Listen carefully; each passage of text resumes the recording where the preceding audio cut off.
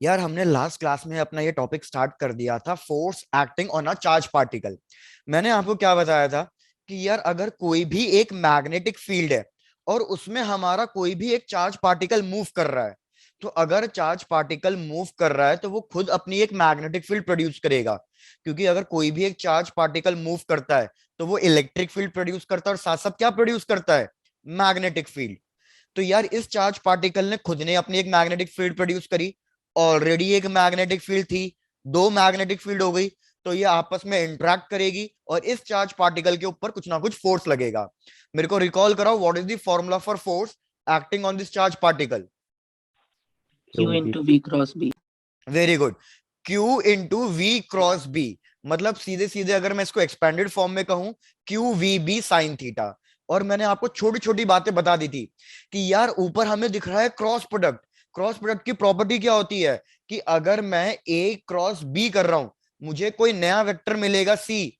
तो ये सी किस किस के परपेंडिकुलर होगा, ये सी हमारे ए के भी परपेंडिकुलर होगा और ये सी वेक्टर हमारे बी के भी परपेंडिकुलर होगा। तो यही चीज यहां पे भी हो रही है कि V क्रॉस B करके मेरे को फोर्स मिल रहा है। तो मैं कह सकता हूं कि ये जो मैग्नेटिक फोर्स है ये किस किस के परपेंडिकुलर होगा, ये वेलोसिटी के भी परपेंडिकुलर होगा और साथ साथ ये किसके परपेंडिकुलर होगा, मैग्नेटिक फील्ड के परपेंडिकुलर होगा। चेक करो, यहां तक की बातों में कोई डाउट है? No, sir. चलो बढ़िया। उसके यार बाद मैंने आपको क्या क्या चीजें बता दी थी। मैंने आपको कहा था यार कि इससे हमें दो तीन इंपॉर्टेंट कॉन्क्लूजन मिल रहे हैं। एक कॉन्क्लूजन तो ये मैंने आपको बता ही दिया था कि फोर्स हमेशा परपेंडिकुलर आएगा वेलोसिटी के और मैग्नेटिक फील्ड के। दूसरा कॉन्क्लूजन कि यार अगर हमारा चार्ज पार्टिकल कभी भी पैरेलल जा रहा है मैग्नेटिक फील्ड के, मतलब या तो वो एंगल 0 डिग्री बना रहा है या 180 डिग्री बना रहा है, तो इस केस में उसके ऊपर मैग्नेटिक फोर्स कितना लगेगा, 0। बिल्कुल सही। मतलब जैसे मैग्नेटिक फील्ड हमारे राइट हैंड साइड है, अगर मैं चार्ज पार्टिकल को भी राइट हैंड साइड या लेफ्ट हैंड साइड मूव करा दूं तो इस पे कोई फोर्स नहीं लगेगा। और ये तीसरा कंक्लूजन कि भैया अगर हमारा चार्ज पार्टिकल रेस्ट पे बैठा हुआ है, वो मैग्नेटिक फील्ड में मूव नहीं कर रहा, तो फिर उस पे कितना फोर्स लगेगा, Zero. तो भी उस केस में उसके ऊपर फोर्स 0 लगेगा। मतलब इस चार्ज पार्टिकल के ऊपर फोर्स सिर्फ तब लगेगा जब ये चार्ज पार्टिकल मूव कर रहा हो और किसी एंगल पे मूव कर रहा हो।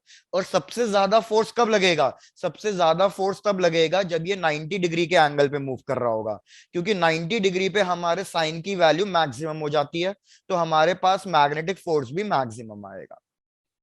अब इसके साथ साथ और क्या बता दिया था मैंने आपको कि यार अगर मेरे को डायरेक्शन फाइंड करनी है तो मेरे पास ये वेक्टर मेथड तो है ही, लेकिन बार बार वेक्टर मेथड अप्लाई करने की बजाय मैं एक डायरेक्टली रूल अप्लाई कर सकता हूं जो मेरे को डायरेक्शन फाइंड करने में हेल्प करेगा।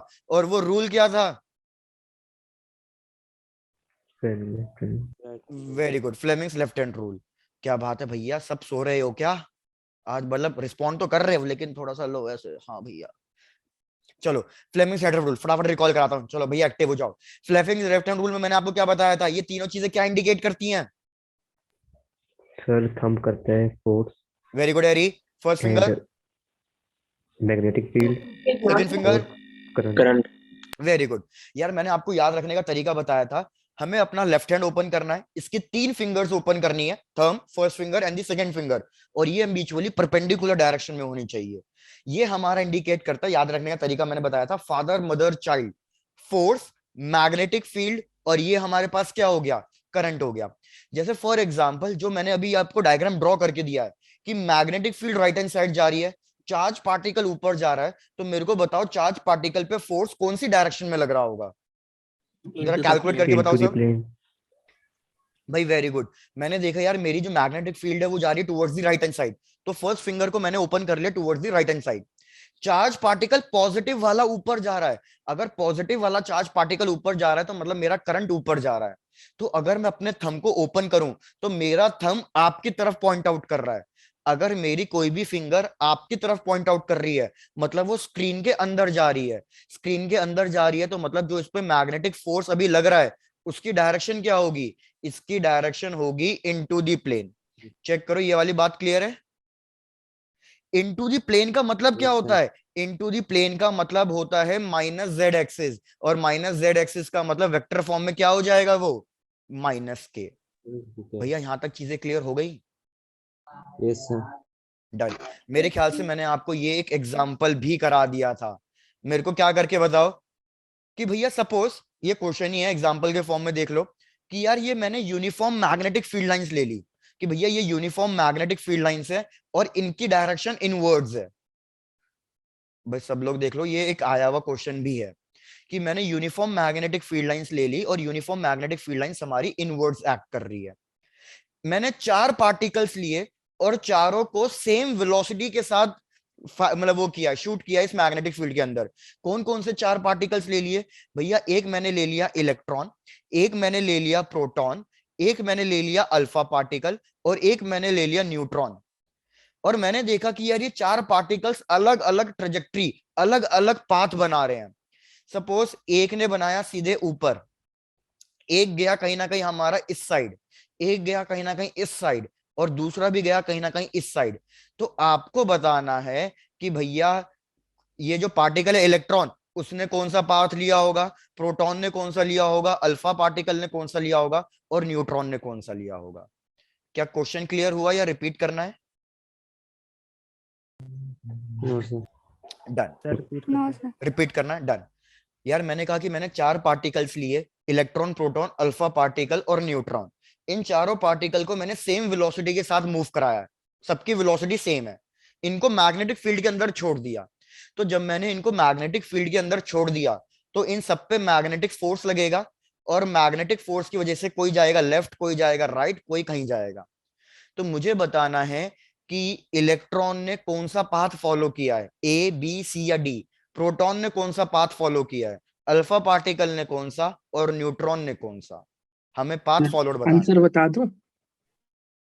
इसी ऑर्डर में चैट बॉक्स में लिख के भेज दो काव्य। ई पी अल्फा और एन के लिए इसी ऑर्डर में लिख के भेज दो।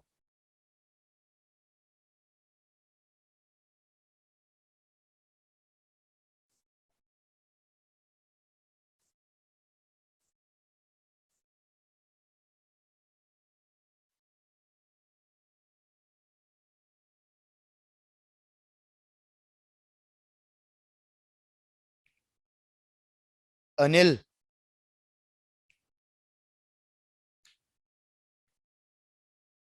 अनिल,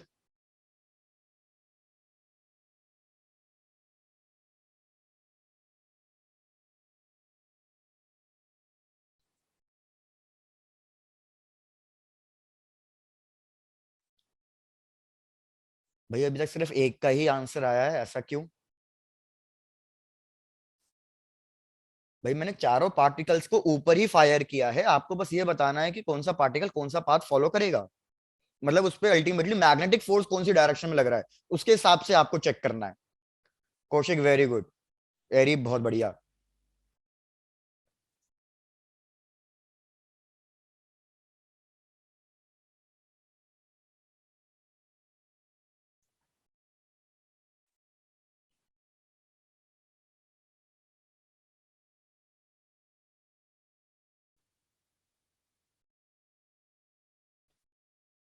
सुजल,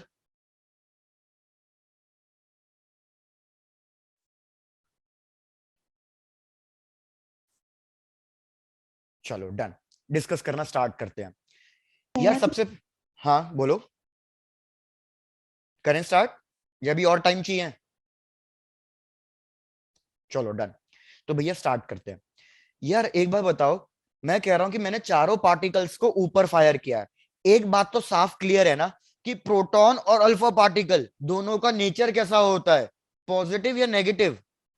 पॉजिटिव। भैया दोनों का नेचर सेम होता है। अगर दोनों का नेचर सेम होता है तो डेफिनेटली ये दोनों तो एक ही डायरेक्शन में जाएंगे। तो इतनी बात तो क्लियर है कि ए और बी, इन दोनों में से कोई ना कोई एक अल्फा पार्टिकल है और कोई ना कोई एक प्रोटॉन है। चेक करके बताओ, इसमें कोई डाउट है किसी को? No sir. डन। तो भैया प्रोटॉन और अल्फा पार्टिकल दोनों सेम डायरेक्शन में जाएंगे। तो भैया मुझे पता चल गया कि ए और बी तो प्रोटॉन और अल्फा के लिए बुक हो गए। अगर प्रोटॉन मेरा लेफ्ट हैंड साइड में जा रहा है तो इलेक्ट्रॉन कौन सी डायरेक्शन में जाना चाहिए? इलेक्ट्रॉन उसके अपोजिट डायरेक्शन में जाना चाहिए। तो ये बात भी क्लियर हो गई कि इलेक्ट्रॉन के लिए कौन सा पाथ फॉलोड होगा, इलेक्ट्रॉन के लिए डी पाथ फॉलोड होगा। वेरस न्यूट्रॉन, न्यूट्रॉन के ऊपर कोई चार्ज नहीं है, तो भैया न्यूट्रॉन के ऊपर अगर कोई चार्ज नहीं है तो उसके ऊपर कोई मैग्नेटिक फोर्स भी नहीं लगेगा। तो अगर उसके ऊपर कोई मैग्नेटिक फोर्स नहीं लग रहा तो भैया इसको हमने स्ट्रेट फायर किया था तो ये स्ट्रेट ही जाएगा, ये अनडिफ्लेक्टेड जाएगा। तो यार न्यूट्रॉन और इलेक्ट्रॉन के लिए तो चीजें क्लियर हो गई हैं, लेकिन अब आपको डाउट आना चाहिए प्रोटॉन और अल्फा पार्टिकल के लिए, कि यार प्रोटॉन और अल्फा पार्टिकल के लिए कौन सा पाथ होगा, ए होगा या बी होगा। तो इसके बारे में अब डिस्कस करना है, लेकिन बस फिलहाल इतना याद रखो कि डेफिनेटली ए और बी प्रोटॉन या अल्फा पार्टिकल का ही होगा। चेक करो यहां तक कोई दिक्कत? No sir. No sir. चलो डन। अब हमारा डिस्कशन क्या है कि भैया प्रोटॉन और अल्फा पार्टिकल के लिए कौन सा होगा। तो देखो इधर, यार आपने 11th के मैकेनिक्स में एक चीज पढ़ी होगी कि अगर कभी भी मेरा force perpendicular to the velocity लग रहा है तो जो मेरा पार्टिकल है वो किस टाइप का पाथ फॉलो करेगा। Helical sir. रिपीट करो। हाँ भैया रिपीट करो, कभी भी अगर फोर्स परपेंडिकुलर टू वेलोसिटी लग रहा है तो पार्टिकल किस टाइप का पाथ फॉलो करेगा। Sir helical. भैया इधर आ जाओ वापस से, आप लोग भूल गए हो। यार मैंने आपको सर्कुलर मोशन पढ़ाया था, सर्कुलर मोशन में मैंने सर क्या तो कहा था। हेलिकल भी। हाँ बिल्कुल सही, कि यार अगर कोई भी एक पार्टिकल है और वो सर्कुलर पाथ में मूव कर रहा है तो वो तभी सर्कुलर पाथ में मूव कर सकता है जब उसको एक नेसेसरी फोर्स मिल जाए। और वो नेसेसरी फोर्स क्या होता है, वो नेसेसरी फोर्स होता है हमारे पास सेंट्रीपिटल फोर्स। और वो सेंट्रीपिटल फोर्स हमेशा रेडियस के अलोंग टूवर्ड्स द सेंटर लगता है। तो ये हो गया हमारा सेंट्रीपिटल फोर्स। सेंट्रीपिटल फोर्स और वेलोसिटी के बीच में अगर मैं कभी भी आपसे पूछूं कि भैया सेंट्रीपिटल फोर्स, डिस्प्लेसमेंट और वेलोसिटी के बीच में एंगल कितना होगा, तो भैया डिस्प्लेसमेंट और वेलोसिटी हमेशा टेंजेंशियल होगी। तो इसलिए सेंट्रीपिटल फोर्स और डिस्प्लेसमेंट या वेलोसिटी के बीच में हमेशा एंगल 90 डिग्री आएगा। तो यही चीज मैं आपसे इधर पूछ रहा हूं कि यार अगर कभी भी फोर्स और वेलोसिटी परपेंडिकुलर होंगे दोनों एक दूसरे के, तो याद रखो हमारा पार्टिकल हमेशा एक सर्कुलर पाथ में मूव करेगा। तो यार मेरे को एक चीज पता थी अभी कि जो मेरा मैग्नेटिक फोर्स है वो भी हमेशा परपेंडिकुलर आ रहा है वेलोसिटी के। तो इतनी बात क्लियर हो गई है कि मैग्नेटिक फोर्स हमेशा मेरे पार्टिकल को क्या करेगा, मेरा मैग्नेटिक फोर्स हमेशा पार्टिकल को सर्कुलर पाथ में घुमा देगा। तो यही कॉन्सेप्ट अब यहां पे लगा दो कि यार मेरे पार्टिकल पे लग रहा था सेंट्रीपिटल फोर्स, और इस सेंट्रीपिटल फोर्स की वजह से पार्टिकल के ऊपर लगने लग गया सेंट्रीपिटल फोर्स। सेंट्रीपिटल फोर्स का फॉर्मूला क्या होता है, हम भी square by. Very good, mv square by R. मतलब ये पार्टिकल एक सर्कल में घूमेगा और वो एक रेडियस बनाएगा। तो यार आप क्या इस रेडियस का फॉर्मूला कैलकुलेट कर सकते हो। वेलोसिटी वेलोसिटी कट गई तो मेरे पास रेडियस का फॉर्मूला आ गया mv बाय क्यूबी। ध्यान देना, हमारे पास रेडियस का फॉर्मूला आ गया mv बाय क्यूबी। अब भैया वापस आ जाओ अपने क्वेश्चन के ऊपर। हमारे क्वेश्चन में चार्ज पार्टिकल बचा था प्रोटॉन और अल्फा पार्टिकल। अल्फा पार्टिकल मतलब प्रोटॉन का चार्ज है क्यूपी, मास है कुछ ना कुछ एमपी। तो मेरे को बताओ अल्फा पार्टिकल का चार्ज कितना होता है और मास कितना होता है। सर हीलियम का न्यूक्लियस। तो चार्ज कितना, मास कितना। मास 4। Mass vary good 4 Ajay. Plus भैया 2 4। चार्ज होता है 2 times the charge of proton, और वेरस मास होता है 4 times the mass of proton. तो यार अब यही रिलेशन यहां रख दो, आपको ये रिलेशन रखना है तो आप लिखोगे radius of proton will be mass of proton, velocity of proton divided by charge of proton into magnetic field. मैंने बोला कि दोनों चार्ज पार्टिकल की वेलोसिटी सेम है, मैग्नेटिक फील्ड सेम है, तो वेलोसिटी को सेम रख दो, मैग्नेटिक फील्ड को सेम रख दो। अब बात आई अल्फा पार्टिकल की, तो जब मैं अल्फा पार्टिकल के लिए कैलकुलेट रखूंगा तो मैं लिखूंगा 4 times the mass of proton, velocity same है, divided by 2 times the charge of proton into B. तो यार अगर आप देखो जो हमारा रेडियस आ रहा है अल्फा पार्टिकल का वो कितने टाइम्स बड़ा आ रहा है प्रोटॉन के, वो 2 टाइम्स बड़ा आ रहा है प्रोटॉन के।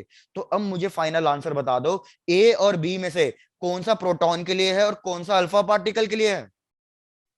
ए प्रोटॉन के लिए और वेरी गुड, कि भैया छोटा रेडियस प्रोटॉन बनाएगा, बड़ा रेडियस अल्फा पार्टिकल बनाएगा।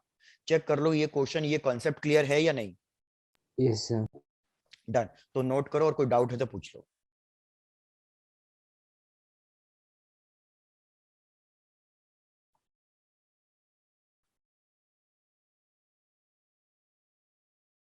प्रियांशु,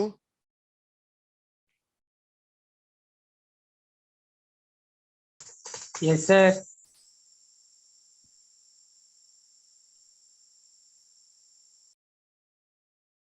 प्रकुल चेक करके बताओ कोई डाउट? No sir. ओके, अमन,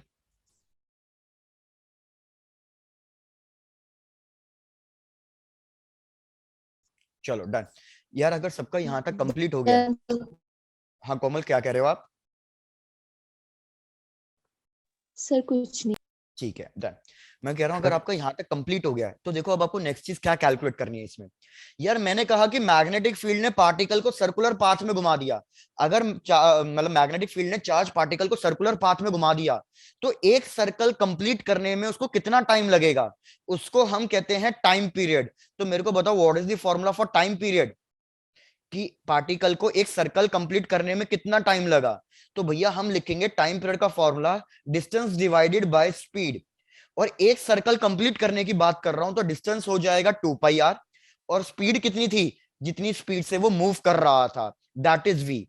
पीछे आपने रेडियस का फॉर्मूला कैलकुलेट कर लिया था, उस रेडियस की वैल्यू यहां पे सब्स्टिट्यूट कर दो और मेरे को फाइनल फॉर्मूला बता दो कि टाइम पीरियड का फाइनल फॉर्मूला क्या आ रहा है। एक बार आपने टाइम पीरियड निकाल लिया तो मुझे पता है फ्रीक्वेंसी होता है 1/टाइम पीरियड, तो मेरे को फ्रीक्वेंसी और टाइम पीरियड दोनों का फाइनल फॉर्मूला बता दो क्या क्या आ रहा है। चलो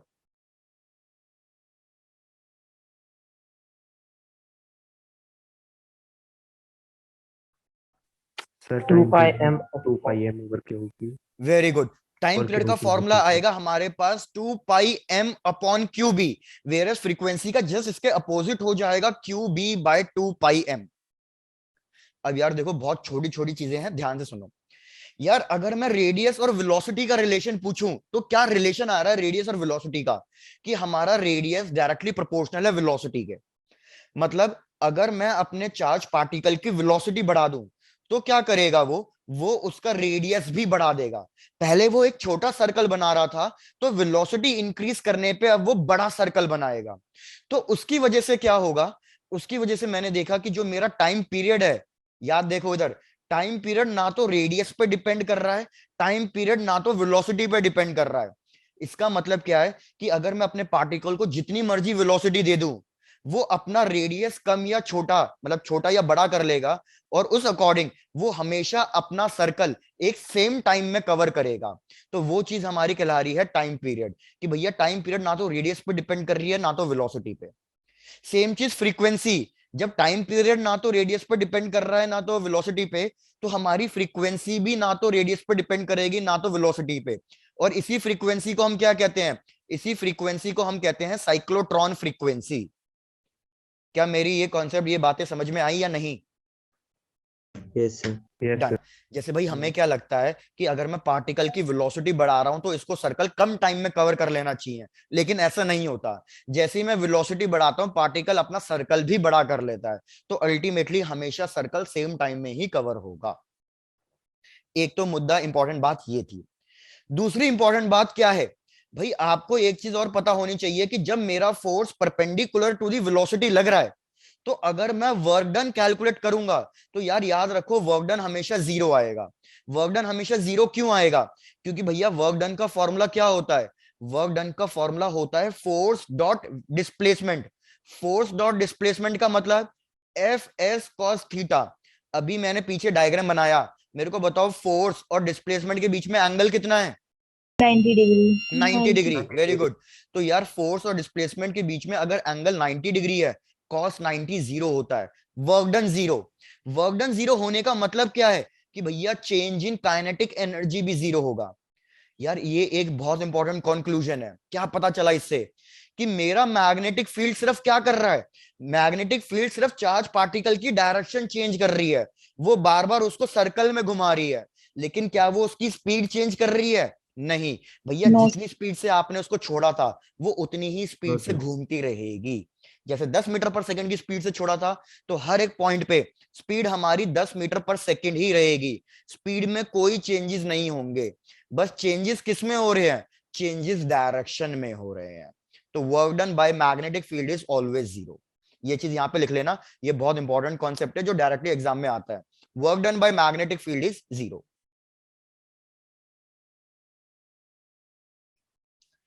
अगर अब यहां तक भी समझ में आ गया है तो एक क्वेश्चन देता हूं, चेक करना वो क्वेश्चन सॉल्व हो रहा है या नहीं हो रहा है। Yes sir.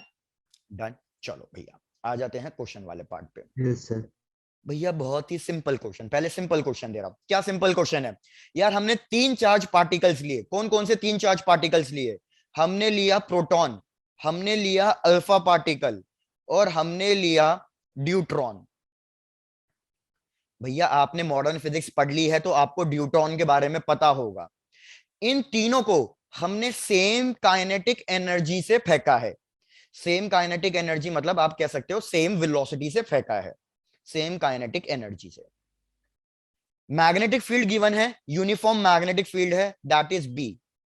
मतलब मैग्नेटिक फील्ड की वैल्यू भी चेंज नहीं हो रही है, यूनिफॉर्म मैग्नेटिक फील्ड।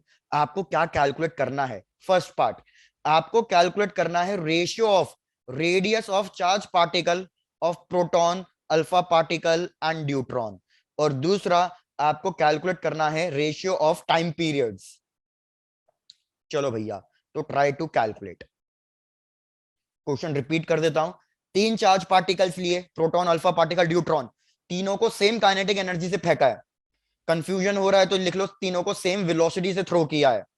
तीनों को अगर सेम वेलोसिटी से थ्रो किया है तो भैया मैग्नेटिक फील्ड गिवन है कांस्टेंट, आपको इनके रेशियो मतलब रेडियस का रेशियो, टाइम पीरियड का रेशियो बताना है।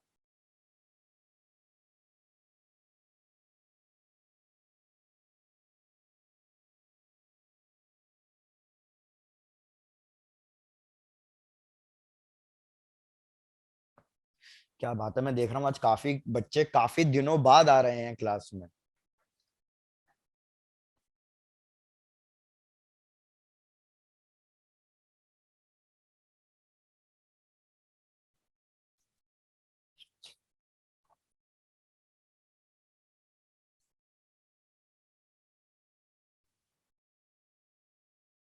ईशा,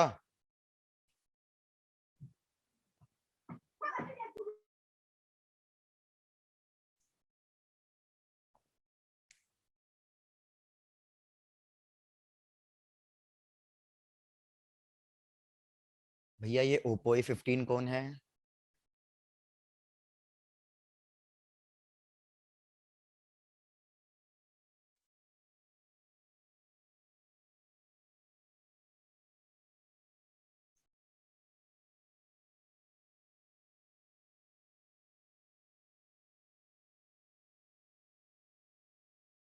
काव्य यार गलत आ रहा है। नीरज तुम्हारा भी गलत आ रहा है यार। भैया इसी ऑर्डर में निकालना है, proton, alpha particle and neutron. सबसे पहले तो चलो मेरे को यही बता दो, what is the relation between proton, alpha particle and neutron. एरी ये आपने जो मेरे को आंसर भेजा है ये रेडियस का भेजा है या टाइम पीरियड का भेजा है? Sir radius. रेडियस का, फिर दोस्त गलत आ रहा है। ये आंसर सही है फॉर टाइम पीरियड।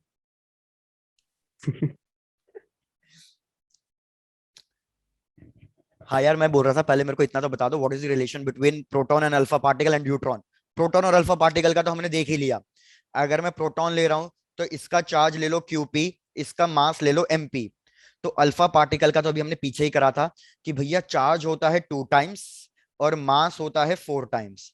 ऐसे मेरे को ड्यूट्रॉन का बता दो, ड्यूट्रॉन का क्या होता है? चार्ज क्यूडी के वन। बिल्कुल, चार्ज सेम होता है मतलब, और मास कितने टाइम्स हो जाता है? Sir 2 times. वेरी गुड प्रिया, मास 2 टाइम्स हो जाता है, बहुत बढ़िया। कौशिक आपका आंसर है ना मतलब वैसे आ रहा है सही, लेकिन प्रॉपर ऑर्डर में नहीं आ रहा। मैं बोल रहा हूँ फिर से, प्रोटॉन, अल्फा पार्टिकल और न्यूट्रॉन इसी रेशियो में फाइंड करना है। विशाली आपका भी वही सेम।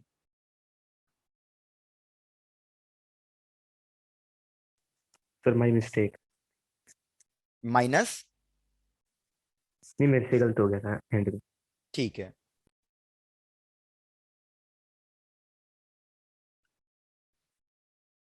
कौशिक बिल्कुल सही आ रहा है अब आपका आंसर, वेरी गुड। काव्य फर्स्ट पार्ट का या सेकंड पार्ट का आंसर?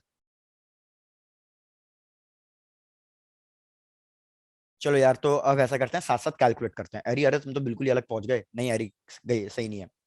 सबसे पहले रेडियस, भैया रेडियस का फॉर्मूला क्या था? MV/QB, बस इतना सा ही फॉर्मूला था।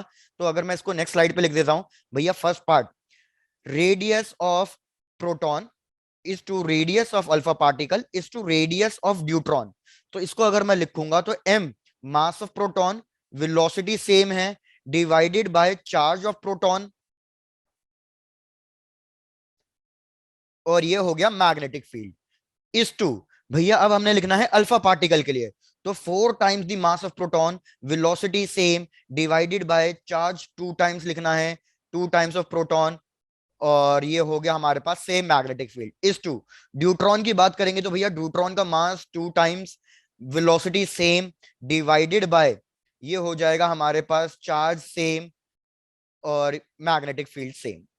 कैंसिल करके देख लो क्या क्या चीजें कैंसिल हो रही है भैया, मास मास, वेलोसिटी वेलोसिटी, ये सब तो उड़ा दो, magnetic field charge, magnetic field charge, ये सब उड़ गया। तो अगर मैं देखूं मेरे पास अब बच रहा है 1:2, यहां पे आ रहा है 2:2। ओके यार, मेरी गलती है, यही आंसर करेक्ट आ रहा है, 1:2:2, माय फॉल्ट। Okay done. सब लोग चेक कर लो फर्स्ट पार्ट का आंसर क्लियर है या नहीं। Yes sir. Done. Second part का चेक करो, सेकेंड पार्ट का आंसर भी सेम आ रहा है, चेक करके देखो। सेकेंड पार्ट में हमें गिवन है time period of proton, time period of alpha particle, time period of deuteron. Time period का फॉर्मूला 2πm/qb। तो यार m को मतलब 2π को छोड़ दो, 2π तो सब में ही कांस्टेंट होगा, तो डायरेक्टली मैं लिखूंगा mass of proton, charge of proton into magnetic field is to 4 times the mass of proton divided by 2 times the charge of proton into magnetic field is to, भैया mass of proton 2 times, charge same, magnetic field same. 2π मैंने नहीं लिखा है क्योंकि 2π सब में same आएगा तो वो कैंसल आउट हो ही जाएगा। आप इसको फिर से सॉल्व करोगे तो फिर से आंसर आ रहा है 1:2:2। चेक करो भैया, इस क्वेश्चन में कोई दिक्कत हो तो पूछ लो। No sir. बहुत बढ़िया। सर रिपीट कर दो एक बार। नेहा कौन सा वाला रिपीट करना है, टाइम पीरियड वाला या सेकंड दोनों? वाला। सेकंड वाला। नेहा मैंने कहा टाइम पीरियड का फॉर्मूला क्या है, 2πm/qb। तो चाहे मैं प्रोटॉन के लिए लिखूं, अल्फा पार्टिकल के लिए लिखूं या ड्यूट्रॉन के लिए लिखूं, 2π तो सेम ही रहेगा ना तीनों केसेस में, तो 2π 2π 2π कैंसल हो जाएगा, इसलिए मैंने 2π नहीं लिखा। मैंने सिर्फ क्या लिखा, मास, चार्ज और मैग्नेटिक फील्ड। तो प्रोटॉन के लिए मास mp, चार्ज qp और मैग्नेटिक फील्ड b। अब अल्फा पार्टिकल के लिए मास कितना होता है, 4 टाइम्स, तो 4mp, चार्ज होता है 2 टाइम्स तो 2qp, मैग्नेटिक फील्ड सेम है। सिमिलरली ड्यूट्रॉन के लिए मास होता है 2 टाइम्स, चार्ज सेम होता है और मैग्नेटिक फील्ड सेम है। तो देखो सब में qp कैंसिल हो गया, मैग्नेटिक फील्ड कैंसिल हो गया, मास कैंसिल हो गया, तो मेरे पास बचा इधर 1, इधर बचा 4/2 हो गया 2, और इधर सिर्फ 2 बचा। तो हमारे पास फाइनल आंसर आ रहा है 1:2:2। Done done done. Yes sir. चलो भाई बहुत बढ़िया। अब यार ये तो सब हो गए फुद्दू क्वेश्चन, अब आते हैं थोड़े से बढ़िया वाले क्वेश्चन पे, बढ़े आगे। Yes done done done. Yes sir. चलो आ जाओ भैया, आ जाओ अपने Yes, sir. क्वेश्चन पे। अरे हाँ हाँ अब ठीक है, बढ़िया। यार क्वेश्चन ने कहा कि ये एक लाइन है P और Q, इस लाइन के लेफ्ट हैंड साइड कोई मैग्नेटिक फील्ड नहीं है, जो भी मैग्नेटिक फील्ड है वो सारी की सारी राइट हैंड साइड है। तो भैया हमें क्वेश्चन ने कहा कि इसके right hand side magnetic field है, यूनिफॉर्म मैग्नेटिक फील्ड है और वो इनवर्स डायरेक्शन में है। हमने क्या किया, चार्ज पार्टिकल को फायर किया बाहर के रीजन से। ये चार्ज पार्टिकल ले लो कि भैया चार्ज पार्टिकल को मैंने ऐसे फायर किया विद अ वेलोसिटी v। ये चार्ज पार्टिकल एक सिंगल प्रोटॉन है तो चार्ज q ले लिया, वेलोसिटी v ले ली, इसका मास m ले लिया। आपको क्या कैलकुलेट करके बताना है, फर्स्ट पार्ट भैया ध्यान देना, ये क्वेश्चन इंपॉर्टेंट क्वेश्चन है। फर्स्ट पार्ट आपको कैलकुलेट करके बताना है भैया, what is the distance travelled by the particle in the magnetic field, distance travelled by the particle in the magnetic field, कि भैया इसने कितना डिस्टेंस ट्रेवल किया मैग्नेटिक फील्ड में। दूसरा आपको बताना है कि भैया इसने कितना टाइम स्पेंड किया मैग्नेटिक फील्ड के अंदर। पहले तो आराम से ये चेक कर लो कि भैया क्वेश्चन क्लियर है या नहीं।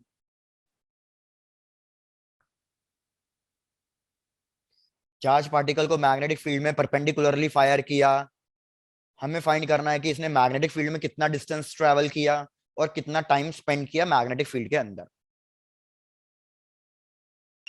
Done, sir. डन। क्या बात है विशाली, बड़ी जल्दी। विशाली आंसर बताओ।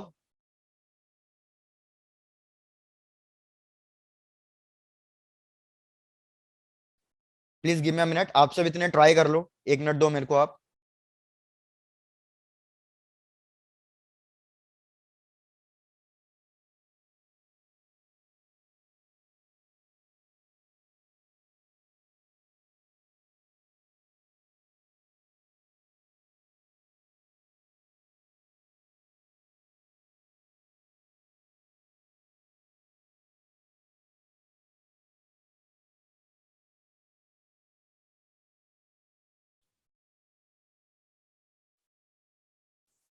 हाँ भैया, किसी और का आंसर आया? आर्यन तुम्हारा आंसर आया?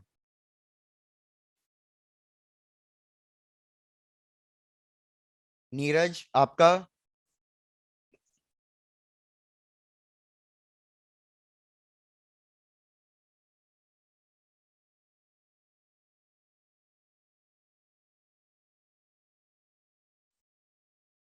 रिया मैडम्स? सर कर रही हूँ अभी। ठीक है, done. By mv by qb। ठीक है काव्या, वेरी गुड।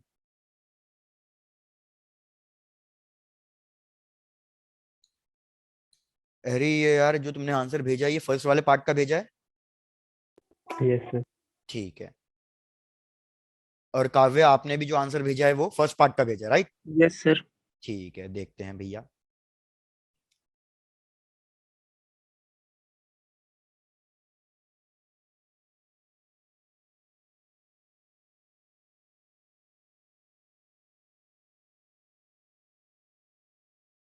चलो आ जाओ।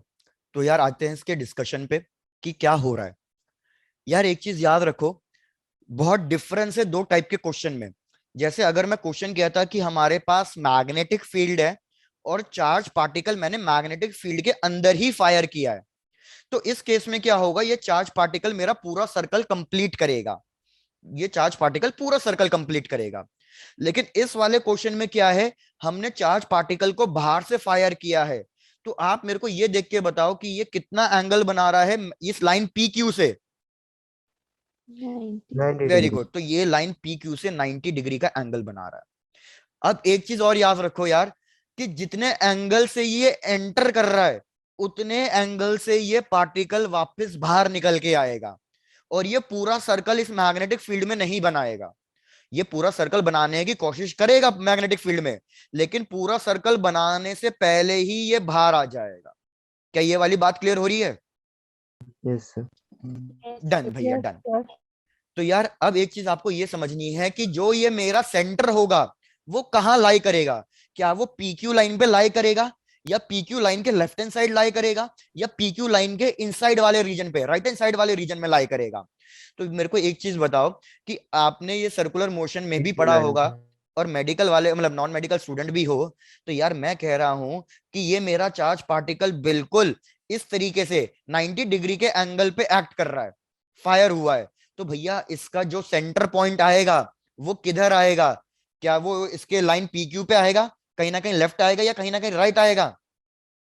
भैया वो बिल्कुल एग्जैक्टली लाइन पी क्यू पे आएगा। क्या ये वाली बात भी सबको क्लियर हो रही है?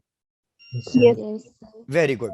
तो यार यही चीज यहाँ पे भी इमेजिन कर लो। मैं कह रहा हूं कि अगर ये मेरा पार्टिकल 90 डिग्री के एंगल पे फायर हुआ है तो डेफिनेटली यहीं कहीं इसका एक सेंटर पॉइंट बन जाएगा, और इसी के अबाउट ये एक सर्कुलर पाथ कंप्लीट किए बिना बाहर आ जाएगा। अब यार इस सर्कुलर वाले केस पे वापस आ जाओ। मैं कह रहा हूं कि जितने एंगल से ये एंटर कर रहा है उसी एंगल पे बाहर निकलना चाहिए। तो क्या ये कहीं ना कहीं ऐसे बाहर निकलेगा, या कहीं ना कहीं ऐसे बाहर निकलेगा, या ये बिल्कुल डायमेट्रिकली अपोजिट पॉइंट पे बाहर निकलेगा? Sir, opposite side. गुड। ये एग्जैक्टली डायमेट्रिकली अपोजिट पॉइंट पे बाहर निकलेगा। तो अगर ये डायमेट्रिकली अपोजिट पॉइंट पे बाहर निकल रहा है तो भैया इसने कितना पाथ कवर किया है? इसने सेमी सर्कल जितना पाथ कवर किया है। क्या ये वाली बात क्लियर हुई है? Yes, sir. भैया बहुत बढ़िया, तो मैं पीछे लिख देता हूं भैया आंसर्स क्या क्या होंगे। फर्स्ट पार्ट, अगर क्वेश्चन मुझसे पूछे क्या डिस्टेंस कवर किया है इसने, तो मैं बोलूंगा कि भैया इसने सेमी सर्कुलर पार्ट कवर किया है, एक सेमी सर्कल कंप्लीट किया है। तो सेमी सर्कल के लिए डिस्टेंस का फॉर्मूला क्या होता है? सेमी सर्कल के लिए डिस्टेंस का फॉर्मूला होता है pi r, pi as it is, और रेडियस का फॉर्मूला जो हमने पीछे रखा वही यहां पे रख दो, तो यहां पे हो जाएगा pi m we by Q B.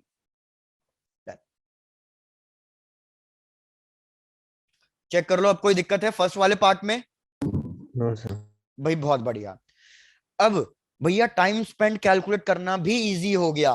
भैया टाइम कैलकुलेट आप दो तरीके से कर सकते थे।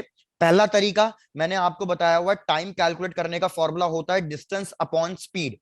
तो डिस्टेंस आपको पता चल गया कि डिस्टेंस कितना कवर किया उसने, डिस्टेंस कवर किया उसने pi m we by Q b into v, v से वी कट गया तो हमारे पास टाइम का फॉर्मूला आ गया pi m by Q b. दूसरा तरीका आप क्या कर सकते थे कि भैया मेरे को टाइम पीरियड का फॉर्मूला पता है, टाइम पीरियड होता है पूरे सर्कल कंप्लीट करने का फॉर्मूला। तो अगर ये पूरे सर्कल कंप्लीट करने का फॉर्मूला होता है तो सेमी सर्कल के लिए क्या होगा, इसी का हाफ। तो हमारे पास आंसर आ जाता पाई एम बाई क्यू बी। चाहे तो ऊपर वाले तरीके से देख लो चाहे नीचे वाले तरीके से देख लो, जिससे आपको ज्यादा अंडरस्टैंडिंग मिल जाए।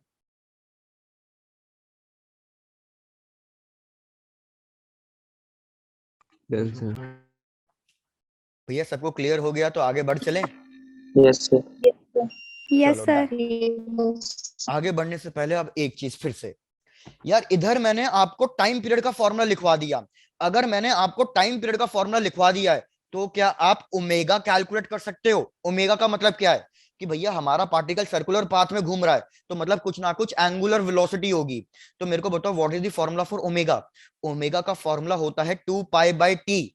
तो मेरे को बताना कि एंगुलर वेलोसिटी कितनी आएगी चार्ज पार्टिकल की पूरा सर्कल के लिए। Upon M. Very good. तो भैया हमारा क्या हो जाएगा, पाई मतलब 2 पाई कैंसिल हो जाएगा, तो हमारे पास बस बचेगा क्यू बी बाई एम। अब ये मैंने क्यों लिखवाया, क्योंकि अब ये काम आएगा इसलिए लिखवाया। चलो भैया आ जाओ नेक्स्ट क्वेश्चन पे। अब जो हो गया हमारा थोड़ा सा बढ़िया से कॉम्पिटिटिव वाला, देखो क्वेश्चन क्या है भैया, फिर से वही वाला क्वेश्चन कि ये हमारे पास एक लाइन है पी क्यू, और इसके जो भी मैग्नेटिक फील्ड एग्जिस्ट कर रही है वो सिर्फ राइट हैंड साइड एग्जिस्ट कर रही है। इस टाइप के क्वेश्चन के जितने भी पैटर्न बनते हैं सारे पैटर्न करा दूंगा। भैया मैग्नेटिक फील्ड बी, अब की बार क्या हुआ, हमारा जो चार्ज पार्टिकल है वो ऐसे एंटर कर रहा है किसी एक एंगल पे, और उसने कितना एंगल बनाया है लाइन पी क्यू से, कुछ ना कुछ एंगल बनाया है थीटा। चार्ज पार्टिकल क्यू, इसका मास एम, और वेलोसिटी फायर करी हमने वी। आपको क्या क्या कैलकुलेट करके देना है ध्यान दो अब इस वाले पार्ट में। फर्स्ट पार्ट फिर से वही, आपको कैलकुलेट करके देना है what is the distance travelled by the particle in the magnetic field. दूसरा, आपको कैलकुलेट करके बताना है कि भैया इसने कितना टाइम स्पेंड किया इस मैग्नेटिक फील्ड के अंदर। तीसरा पार्ट, एक और पार्ट है भैया, what is the impulse imparted by the magnetic field।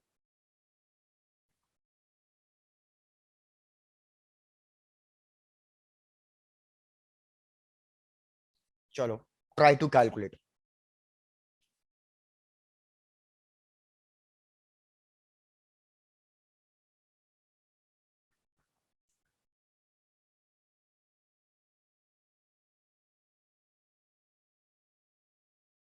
नहीं नीरज,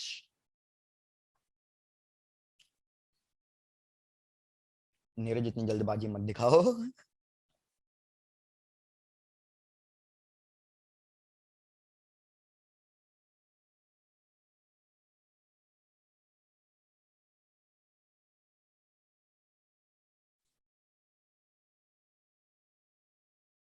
भैया अगर किसी को क्वेश्चन क्लियर नहीं है तो रिपीट कर देता हूं।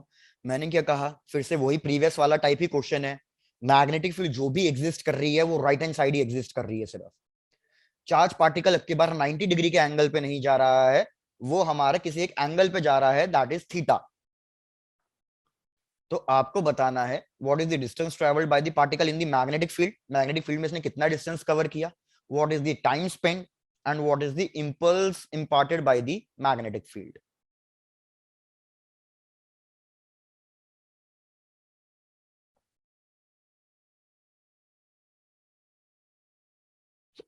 Sorry,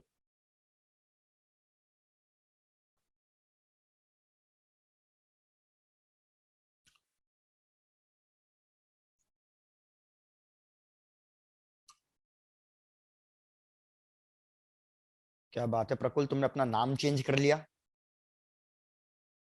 yes sir. क्या ये तुम अपनी क्या इंस्टाग्राम आईडी दे रहे हो यहाँ पे? सर मेरा अकाउंट है।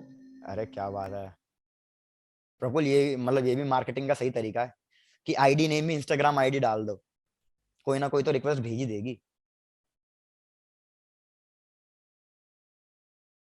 और ये पिन कोड वाला कौन है, 110049?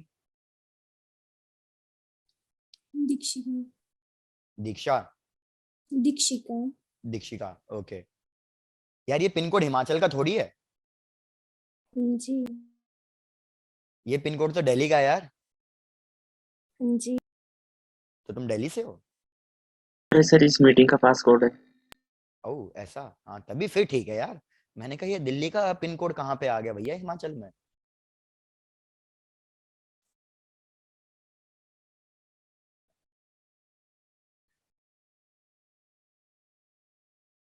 अरे अरे मैं तो मजाक कर रहा था, तुम तो उसी बात को पकड़ के बैठ गए। इंस्टा क्वेश्चन सॉल्व करना है, साइन एंगल। चलो हर्ष, क्या बात है, हर्ष ने फिर भी काफी हद तक ट्राई किया, वेरी गुड।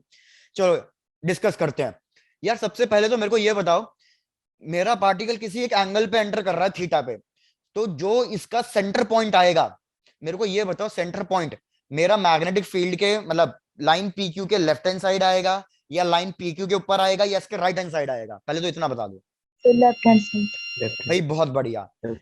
क्योंकि मेरे को क्या पता है, जैसे ही ये पार्टिकल एंटर करेगा उसी वक्त इसके ऊपर फोर्स लगना शुरू हो जाएगा और ये उसको सर्कल में घुमाएगा।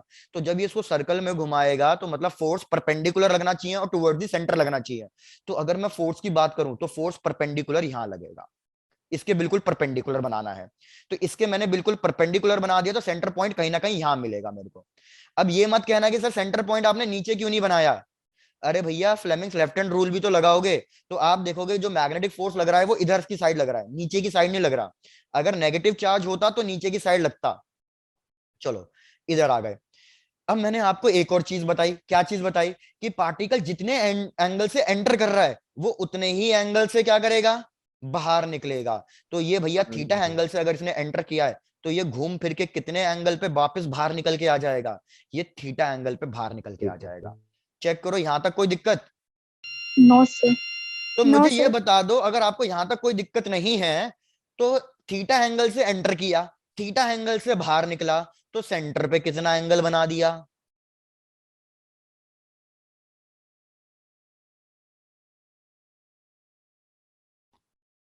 अबे मैथ्स वाले स्टूडेंट हो, सेंटर पे कितना एंगल बना दिया भैया? इधर इधर इधर, यहाँ पे मेरा पार्टिकल कितने एंगल से एंटर कर रहा था, 90 डिग्री। कितने एंगल से बाहर निकला? 90 डिग्री। 90 डिग्री। सेंटर पे कितना एंगल बना दिया? 180। दिमाग की बत्ती चली? Yes sir. यहाँ पे कितने एंगल से एंटर किया, थीटा, कितने एंगल से बाहर निकला, थीटा, तो सेंटर पे कितना एंगल बना दिया? 2 थीटा। बिल्कुल सही, 2 थीटा। चलो अब भैया आपको एंगल के बारे में पता चल गया है, सारा काम खत्म। फर्स्ट पार्ट के आंसर पे आ जाओ भैया। अगर मेरे को एंगल पता है तो एंगल और आर्क की लेंथ जो है उसके बीच में एक रिलेशन होता है, angle is equals to arc divided by radius. इधर जो मेरा डिस्टेंस है वो बेसिकली ये डिस्टेंस है, आर्क की लेंथ। तो मैं यहां पे लिखूंगा कि मेरे को आर्क कैलकुलेट करना है, तो आर्क का फॉर्मूला होगा एंगल इंटू रेडियस। तो भैया एंगल मेरे को पता चल गया 2 थीटा, क्वेश्चन में थीटा गिवन था तो मेरा आंसर थीटा के टर्म्स में आ सकता है, इनटू रेडियस आर। बस आर को रिप्लेस कर दो, जो आपका फॉर्मूला पता है, आर का formula M we by Q B. तो देखो मेरा आंसर उन्हीं वेरिएबल्स के टर्म्स में आ रहा है जो क्वेश्चन में गिवन थे, थीटा एम वी क्यू और बी। तो मतलब यही फाइनल आंसर है। सब लोग चेक कर लो, किसी को फर्स्ट पार्ट में डाउट हो तो पूछ लो।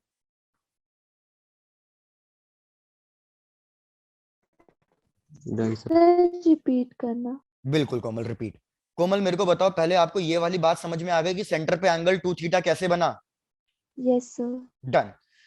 अब कोमल मैं आपको कह रहा हूँ डिस्टेंस कैलकुलेट करना है। डिस्टेंस का मतलब जो ये मैंने व्हाइट आर्क बनाया है, सर्कुलर आर्क, ये मेरे को कैलकुलेट करना है, क्योंकि मैग्नेटिक फील्ड में तो इसने इतना ही डिस्टेंस कवर किया है ना, मतलब मेरे को सर्कुलर आर्क निकालनी है। ये एक सर्कल बन गया, Yes, सर्कल sir. का एक पार्ट बन गया, तो हम सर्कल की आर्क कैसे निकालते हैं? हमारे पास फॉर्मूला होता है कि भैया सर्कल मतलब उस आर्क ने जितना एंगल कवर किया सेंटर पे, वो आर्क डिवाइडेड बाय रेडियस। तो कितना एंगल कवर किया था उसने सेंटर पे? 2 थीटा। आर्क मेरे को निकालनी है, रेडियस कितना होगा? आर होगा। तो आर्क हो जाएगा मेरे पास 2 थीटा इंटू रेडियस। अगर कोई भी चार्ज पार्टिकल मूव कर रहा है मैग्नेटिक फील्ड में, तो वो हमेशा रेडियस कितना बनाना चाहता है? वो हमेशा radius m we by Q b बनाना चाहता है। बस यही फाइनल आंसर है। डन। अब सेकंड पार्ट पे आ जाओ। सेकंड पार्ट के लिए मैंने आपको ऑलरेडी एक हिंट दिया था। क्या हिंट दिया था? देखो भैया, मैं कैलकुलेट करना चाहता हूं टाइम, लेकिन मेरे को एक फॉर्मूला पता है। या तो टाइम आप इस तरीके से भी कैलकुलेट कर लो, time is equals to distance upon speed. आपको डिस्टेंस भी पता है, स्पीड भी पता है, आप चाहे तो डायरेक्टली वैल्यू सब्स्टिट्यूट कर दो। नहीं तो एक दूसरा फॉर्मूला भी होता है टाइम का। टाइम का दूसरा फॉर्मूला क्या होता है? Theta divided by omega. कितना थीटा कवर किया था इसने सेंटर पे? 2 थीटा डिवाइडेड बाय ओमेगा। और ओमेगा का फॉर्मूला मैंने अभी थोड़ी देर पहले लिखवाया। तो चाहे तो आप इस वाले फॉर्मूले से कैलकुलेट कर लो, चाहे इस वाले फॉर्मूले से। तो आप सब बताओ, आप किसमें ज्यादा कंफर्टेबल हो, ऊपर वाले में या नीचे वाले में? तो नीचे वाले में। नीचे वाले में, तो ठीक है, उससे कैलकुलेट कर लो भैया, कोई दिक्कत नहीं। मेरे हिसाब से तो मेरे को ऊपर वाला, मेरे को अभी, मेरी पर्सनल चॉइस है भाई, मेरे को ऊपर वाला ज्यादा कंफर्टेबल लग रहा है, क्योंकि डिस्टेंस मैंने अभी अभी कैलकुलेट किया, स्पीड भी मेरे को पता है, स्पीड डिनोमिनेटर में आएगी, डिनोमिनेटर डिनोमिनेटर कैंसिल हो जाएगा, तो यही आंसर डायरेक्टली टाइम का हो जाएगा। तो इसमें दिमाग कम खर्च हो रहा है, बाकी मर्जी आपकी है।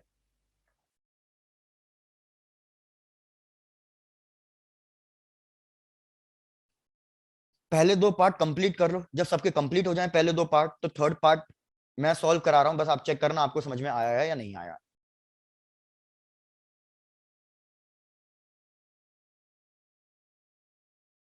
Done sir. डन। चलो आ जाते हैं थर्ड वाले पार्ट पे। थर्ड वाला कैलकुलेट करना है इंपल्स। क्या किसी को इंपल्स का फॉर्मूला याद है? What is the formula for impulse? नहीं याद? यार याद रखो, इंपल्स का फॉर्मूला होता है change in momentum. Change in momentum मतलब mass into final velocity minus mass into initial velocity. तो मतलब मास कॉमन ले लो तो आ जाएगा हमारे पास final velocity minus initial velocity. याद रखो मोमेंटम वेक्टर क्वांटिटी है, तो इधर मैं सिर्फ मैग्नीट्यूड की बात नहीं कर रहा, इधर मैं डायरेक्शन की भी बात कर रहा हूं। तो आ जाओ अपने कॉन्सेप्ट पे। भैया अगर आपको दिख रहा है कि चार्ज पार्टिकल आपका किसी एक एंगल पे जा रहा है, अब मैं नेक्स्ट स्लाइड में डायग्राम ड्रॉ कर रहा हूं, चेक करना। भैया चार्ज पार्टिकल मेरा ऐसे किसी एक एंगल पे जा रहा है, वेलोसिटी कैसी क्वांटिटी है, स्केलर या vector? Vector. Very good. Velocity vector quantity है, तो भैया क्या करो, इसको 2 पार्ट्स में स्प्लिट कर दो। एक पार्ट बनेगा हॉरिजॉन्टल कंपोनेंट, एक पार्ट बनेगा मेरा वर्टिकल कंपोनेंट। ये एंगल थीटा, तो ये वाला एंगल भी थीटा। तो मैं लिख सकता हूं कि initial velocity in the Y direction कितनी आएगी? Initial velocity in the Y direction आएगी v cos theta. Initial velocity along X axis कितनी आएगी? V sine theta. v sin theta. Very good. भैया ये तो सबको पता ही होगा ना, जिसके साथ एंगल बनता है वो cos थीटा होता है। तो बस वही चीज लिखी है मैंने। अब सिमिलरली आ जाओ फाइनल वेलोसिटी पे। भैया फाइनली मेरा पार्टिकल कहीं ना कहीं ऐसे बाहर निकल के गया। जब मेरा पार्टिकल फाइनली ऐसे बाहर निकल के गया, तो उसने यहां पे एंगल बनाया था थीटा। मैंने इसको फिर से 2 पार्ट्स में स्प्लिट कर दिया। जब मैंने फिर से इसको 2 पार्ट्स में स्प्लिट कर दिया, तो मेरे को बताओ what is the final velocity along X axis and what is the final velocity along Y axis?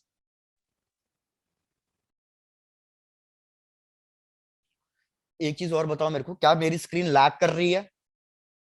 No No, sir. क्योंकि किसी का मैसेज आया कि भैया वेलोसिटी, मतलब वेलोसिटी कह रहा हूँ, मेरी स्क्रीन लैग कर रही है। तो यार शायद से नेटवर्क इश्यू होगा तुम्हारी साइड से या मेरी साइड से भी हो सकता है, कोई बड़ी बात नहीं है प्रबल। वी एक्स, तो यार वी एक्स क्या लिखूं? वी एक्स हो जाएगा V sine theta. V Y क्या लिखूंगा? V cos theta. पहले सब लोग यहां तक चेक कर लो, कोई डाउट है तो पूछो। पहले मैंने वेलोसिटी को स्प्लिट कर दिया 2 डायरेक्शंस में।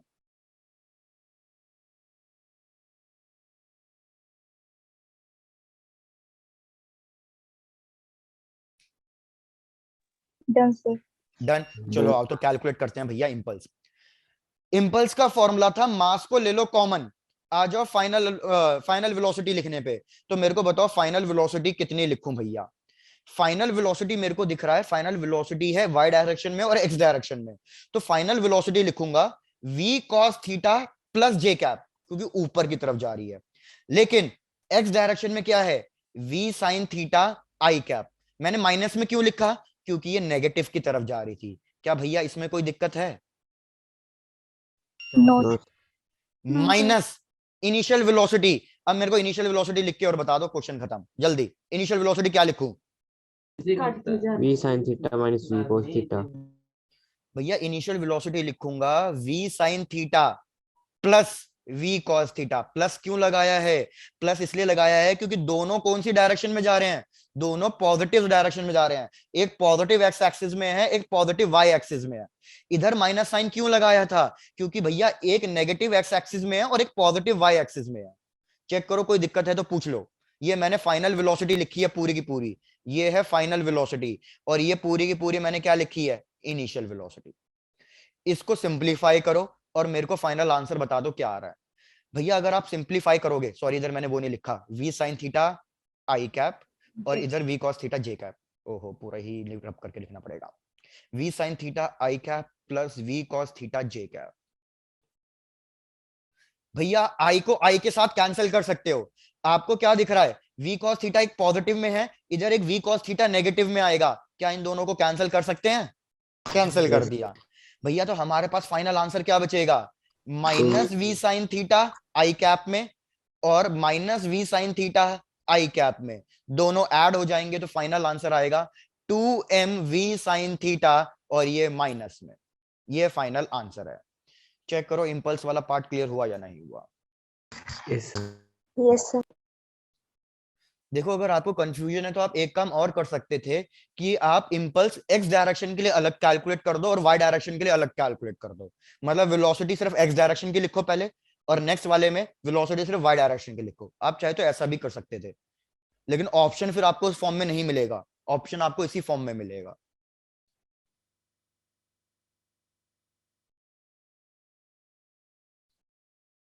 क्या बात है भैया, जब क्लास ऑलमोस्ट एंड स्टेज पे आई है तब जाके बच्चे एकदम से आए हैं भर भर के, लेकिन उनके वो तब भी कनेक्टेड नहीं है ऑडियो। कोई बात नहीं। किसको पकड़े, वर्षा?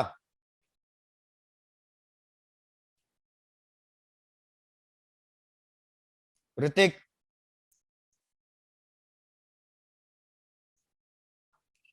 महान बच्चे हैं, महान बच्चे। No response. चलो भैया आगे बढ़ रहा हूं इस कॉन्सेप्ट पे। बस एक लास्ट क्वेश्चन है, लास्ट क्वेश्चन और देख लो बस फटाफट।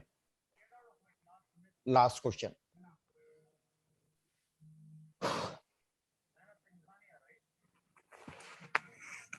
किसी का माइक अनम्यूट पे है, प्लीज उसको म्यूट कर लो पहले तो।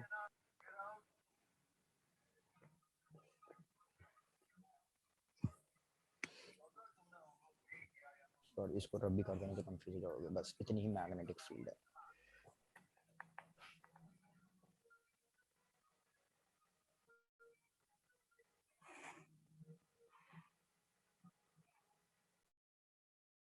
चलो क्वेश्चन देखो, ये लास्ट क्वेश्चन।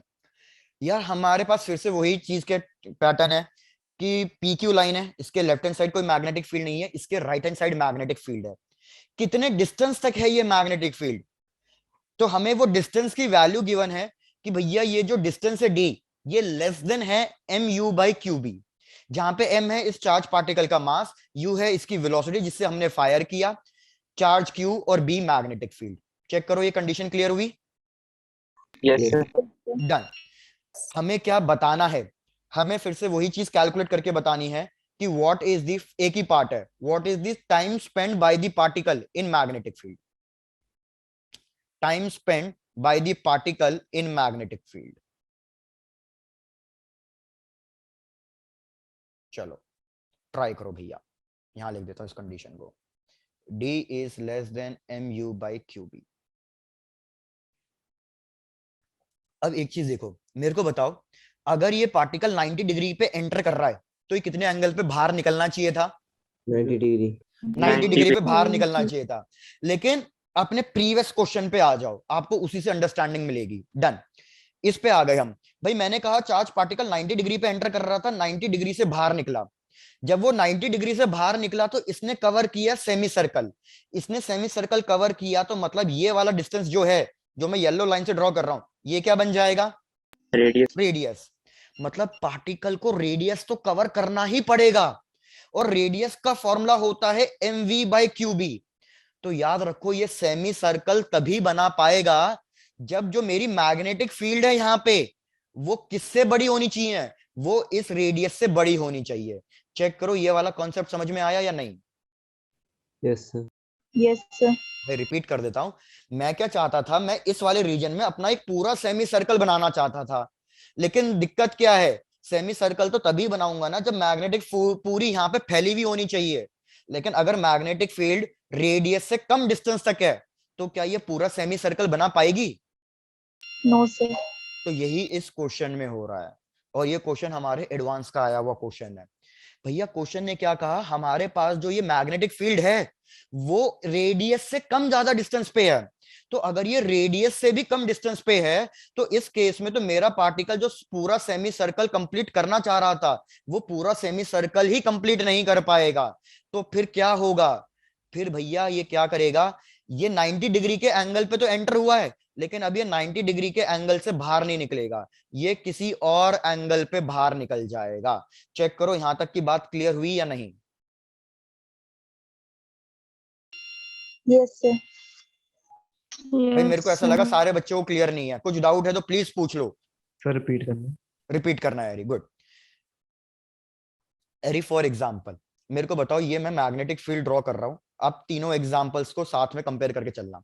मैं कह रहा हूं कि भैया ये पार्टिकल है, इसको मैंने फायर किया, तो यार ये पार्टिकल एक सर्कल बनाएगा। इस सर्कल का रेडियस कितना होगा?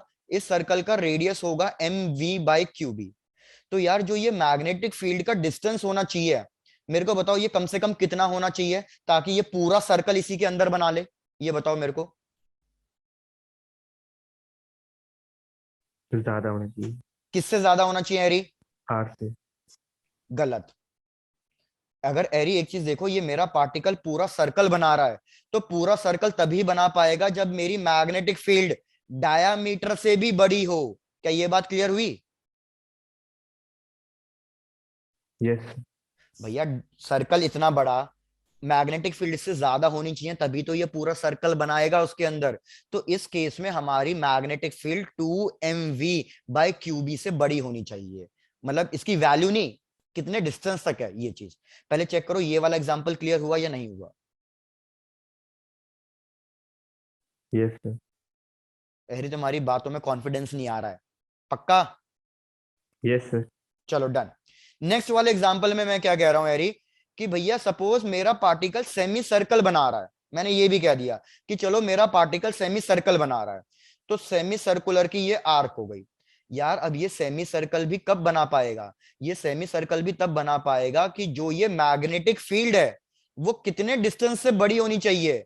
जो ये मेरी मैग्नेटिक फील्ड है वो आर से बड़ी होनी चाहिए। ये डी की जो वैल्यू है आर से बड़ी होनी चाहिए, तभी तो ये यहाँ पे पूरा रेडियस कवर कर पाएगा।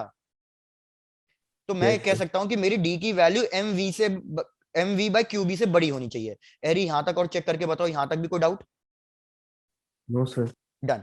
लेकिन एरी एक बात मैं आपसे जो पूछ रहा हूं, मैं कह रहा हूं सपोज मैग्नेटिक फील्ड यहां तक थी ही नहीं, मैग्नेटिक फील्ड सिर्फ यहां तक है।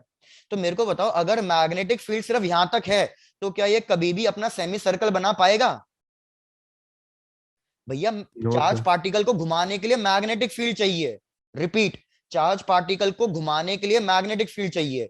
तो जहां तक मैग्नेटिक फील्ड है वहां तक तो चार्ज पार्टिकल घूमेगा, लेकिन उसके बाद वो स्ट्रेट पहुंच जाएगा। जैसे आपने 9th क्लास और 11th क्लास में पढ़ा होगा कि मैं एक स्ट्रिंग ले रहा हूं और रस्सी से बांध रहा हूं। जब तक मैं अपनी फिंगर से घुमा रहा हूं तब तक तो वो सर्कल में घूमेगा, लेकिन जैसे ही मैं स्ट्रिंग को कहीं कट कर देता हूं, तो क्या वो सर्कल में घूमता रहेगा या टेंजेंशियली बाहर निकल जाएगा? से बाहर निकल जाएगा। टेंजेंशियली बाहर निकल जाएगा। तो इधर मैग्नेटिक फील्ड एक तरीके से हमारे रस्सी का काम, थ्रेड का काम कर रहा है। भैया जब तक थ्रेड कनेक्टेड थी, मेरी फिंगर फोर्स लगा रही थी, तब तक तो ये सर्कल में घूमा, लेकिन यहां पे मेरी रस्सी कट गई, थ्रेड कट गया, मैग्नेटिक फील्ड खत्म हो गई, तो भैया ये यहीं से स्ट्रेट टेंजेंशियली बाहर निकल जाएगा, ये सेमी सर्कल बना ही नहीं पाएगा। अब क्लियर हो गया? Yes sir. चलो डन। तो यार यही चीज मैं यहाँ पे समझा रहा था। प्लीज एक मिनट रुको, मेरी स्क्रीन वो हो गई है, लैग करके हैंग हो गई है मेरे ख्याल से, ऐप क्रैश कर गई है। 1 मिनट रुकना पड़ेगा प्लीज। यस, बिल्कुल सही। तो 1 मिनट का हाँ, तो मैं बोल रहा था आपको ये चीज की तो क्लैरिटी मिल गई होगी कि सिंस मेरा डिस्टेंस रेडियस से भी कम है, जहां तक मैग्नेटिक फील्ड थी उसका जो डिस्टेंस है वो रेडियस से भी कम है, तो ये सेमी सर्कुलर आर्क भी नहीं बना पाएगा इस केस में। ये टेंजेंशियली बाहर निकल जाएगा, यहां से यहीं पे ये टेंजेंशियली बाहर निकल जाएगा बिल्कुल स्ट्रेट, और ये कुछ ना कुछ एंगल बना के बाहर निकलेगा। ये एंगल होगा थीटा। अगर ये एंगल थीटा है, ये 90 डिग्री पे बाहर जा रहा है, तो मैंने आपको बताया था कि अगर ये सर 90 डिग्री होम स्क्रीन ही दिख रही है, भैया जो तो आप अभी लिख रहे हो वो नहीं दिख रहा। अच्छा वो नहीं दिख रहा, अरे यही तो पूछा था। अब देखो, सर अब दिखा। अब दिख रही है। हाँ, स्क्रीन का मतलब जब भी मैं बोलूं तो यही चेक करना कि ये ब्लैक बोर्ड वाला स्क्रीन दिख रहा है नहीं दिख रहा। मेरे कंप्यूटर की स्क्रीन देख के क्या करोगे।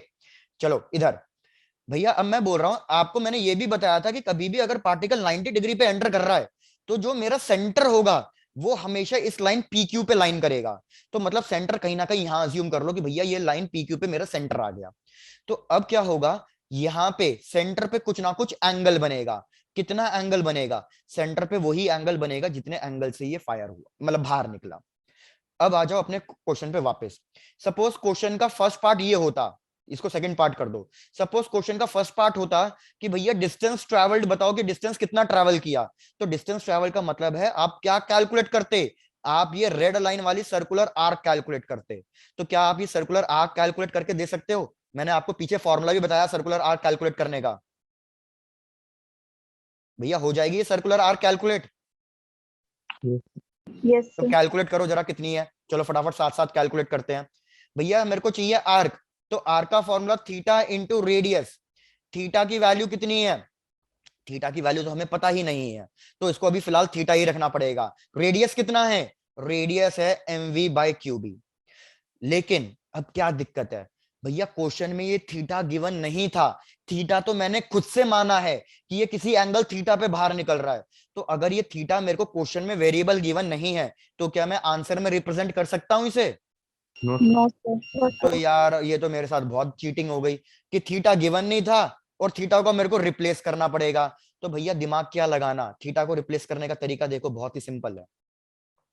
ये मेरा सेंटर पॉइंट C, ये मेरा पॉइंट जिसपे वेलोसिटी बाहर निकल गई थी, ये थीटा एंगल। भैया यहाँ पे एक राइट एंगल ट्राइंगल बना दो ना। यहाँ पे एक राइट एंगल ट्राइंगल बना दिया, आपको पता है ये डिस्टेंस कितना है, ये डिस्टेंस D है। ये कितना है, ये वाली लेंथ, ये वाली length radius of the circular arc होगी, हाँ या ना? Yes sir. तो यार ट्रिग्नोमेट्रिक रेशियो यूज करो और इस एंगल को रिप्लेस करो। तो ट्रिग्नोमेट्रिक रेशियो में कौन सा यूज करूं जिसमें परपेंडिकुलर और हाइपोटेन्यूस आता हो? साइन। साइन। तो हम लिखेंगे sine theta is perpendicular that is D divided by hypotenuse that is R।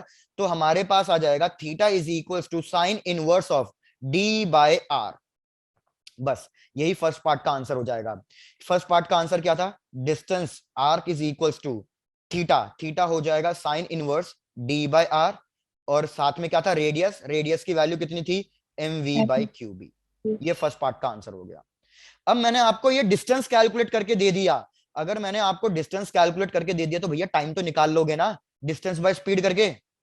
Yes sir. बस ये Yes, सेकंड sir. पार्ट का आंसर हो जाएगा, डिस्टेंस बाय स्पीड।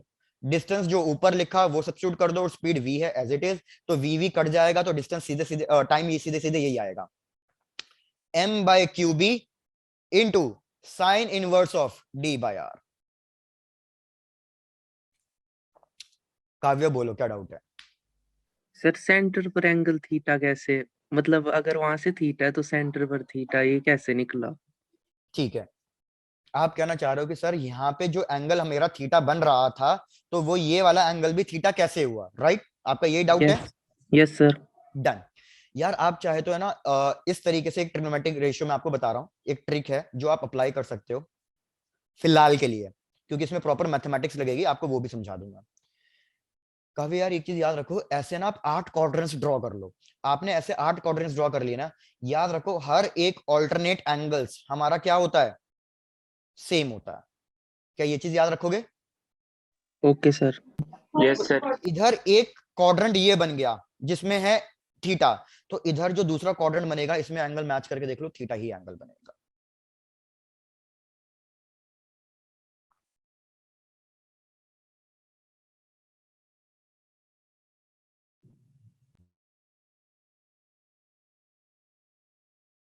सर जैसे क्वाड्रेंट में आपने लाइनें बनाई, तो उन हाँ। लाइनों का भी कुछ स्पेसिफिक या जरूरी कितने एंगल पर होनी चाहिए? नहीं नहीं, ऐसा कोई स्पेसिफिक नहीं है, नहीं। सर तो अगर फिर जो सेकंड वाली लाइन है, मतलब जिसका स्लोप जैसे नेगेटिव वाला है, वो अगर मैंने ज्यादा फ्लैट बना दी, तब वो एंगल थीटा थोड़ा ना रहेगा शायद।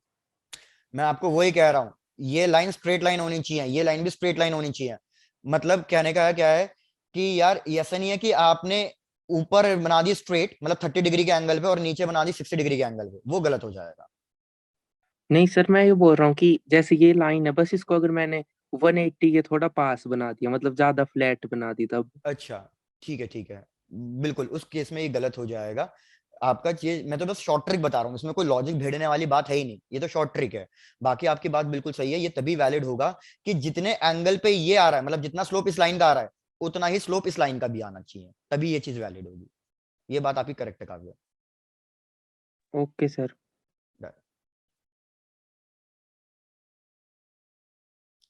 काव्य बाकी मैं आपको दूसरा मेथड ही बता देता हूँ। अब क्या कर लो, इधर ये मैंने स्ट्रेट लाइन ड्रॉ कर दी ना, आप यहाँ पे इस तरीके का क्वाड्रेंट ड्रॉ कर लोगे।